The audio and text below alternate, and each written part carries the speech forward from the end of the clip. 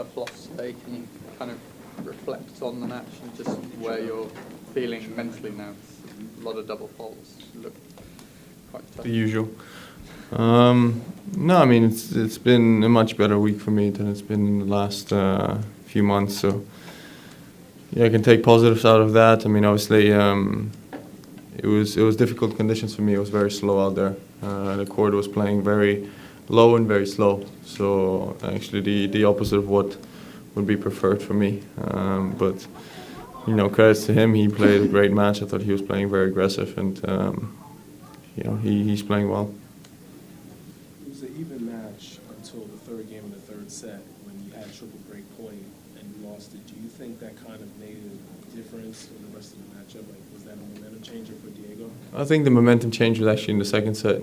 I had the 4 or 5 break points in one game, and I didn't make them. I think that was more the momentum change. Obviously, third set it would have been nice to kind of get the break, but I got the break a game after that. So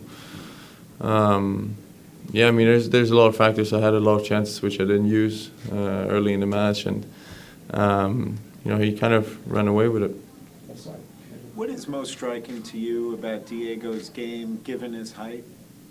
How aggressive he can be still, and how early he can take the ball, and generally he's playing well. When he plays like that, he obviously hasn't lost a set until today in the tournament. And I played a good match today. I still had my chances. Very upsetting that I lost, but you know, matches like that happen, especially if I didn't play well the last few months. Just on your serve specifically, I mean, last year at the ATP finals, a lot of the British fans will kind of remember you dropping like 140-mile-an-hour bombs, looking kind of untouchable on that, and then seeing you today kind of hitting 68-mile-an-hour second serve that's not even hitting the net. You know, what's kind of happened on that shot? It seems like it's fallen apart a little bit. My first serve is still fine. Yeah. My second serve is, you know, needs to be worked on, but I'll deal with it. Is it like a technical change you've tried to implement? No. In school? Just confident. Alexander, have you've been following Daniil Medvedev's exciting adventures here? And, you know, what do you make of it? Is it good for the game? Some people say it's great for the game. Other people say he's went over the line. What's your feeling? Is it funny or? Yeah, I mean, I've said it 2 days ago in my press conference. You know, there's a lot of young guys that do things on the tennis court that, you know, maybe it's not the best thing to do, and I don't want the next generation to be known for that.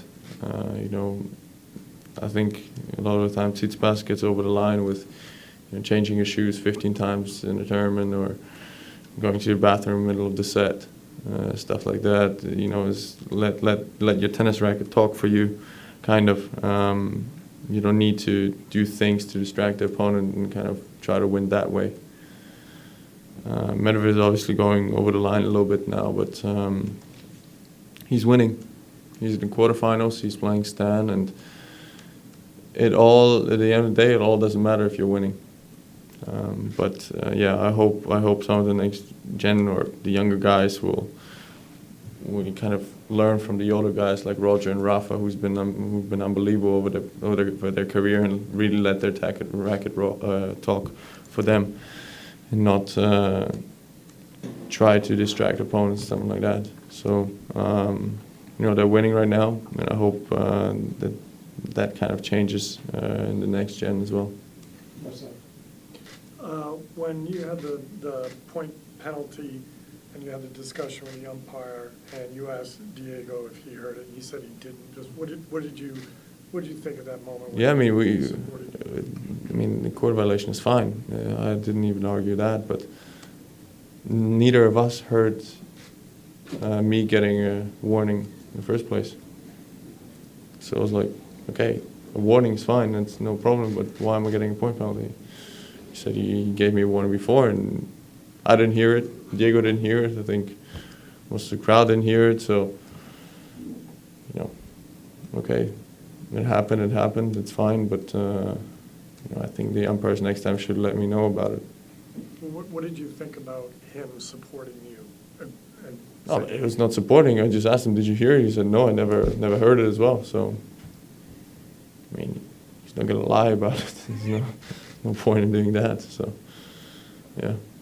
You played 2 5-set matches in the first 2 rounds and a pretty grueling third round match. Was fatigue any issue in why you couldn't get done today? No, I had some things that were bothering me because of the fall I had 2 days ago. I couldn't practice freely yesterday. I couldn't warm up was tough today, and my right hip and my back is very swollen because of the fall. But other than that, fatigue. Obviously, it was very tough matches, but I feel fine. Alexander, so you know your game. You have played in such a high level here at the U.S. Open, and how do you, you obviously you can take all the positives, and how do you see for the rest of the season? We'll see how it goes. I mean, obviously, as I said, this week has been a lot of positives. I want to build on that. I want to get better. The Grand Slam calendar year is done for me. It's not, it's not been the best. It's not been the worst, but generally my season so far has not been the best. So actually, during Grand Slams, we're not actually worse than my season like they were, last year and 2 years ago. I hope I can attack them next year. We have one more question in English. Do you feel your game's on track to go deep in the slams next year and really kick on? Do you think you're on the right track? It's tough to say now. I mean, obviously, yes, I think I'm improving things. I think I'm getting better at things. I need to get things back. We'll see.